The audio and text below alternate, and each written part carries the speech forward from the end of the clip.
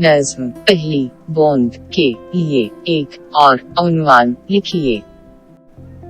बारिश, पानी,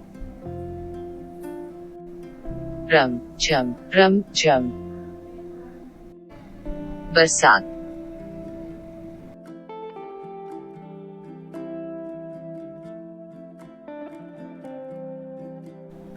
नज़्म पहली बूंद में कई हम आवाज अलिफाज आए हैं, उन्हें चुन कर लिखिए। चल रही है, मचल रही है, बरस रहा है, टेक रहा है, झूम रहे हैं, चूम रहे हैं, बोल रहे हैं, खोल रहे हैं,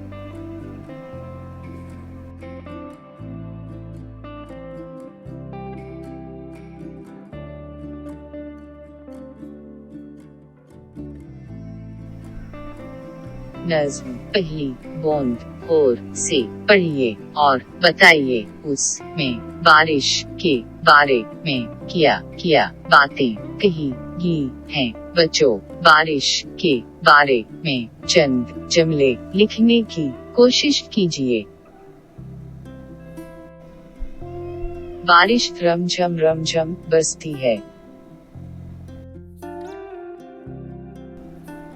बारिश फूलों को नहलाती है।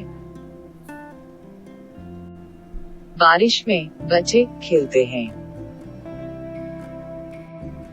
बारिश के पानी में कश्ती बहाते हैं।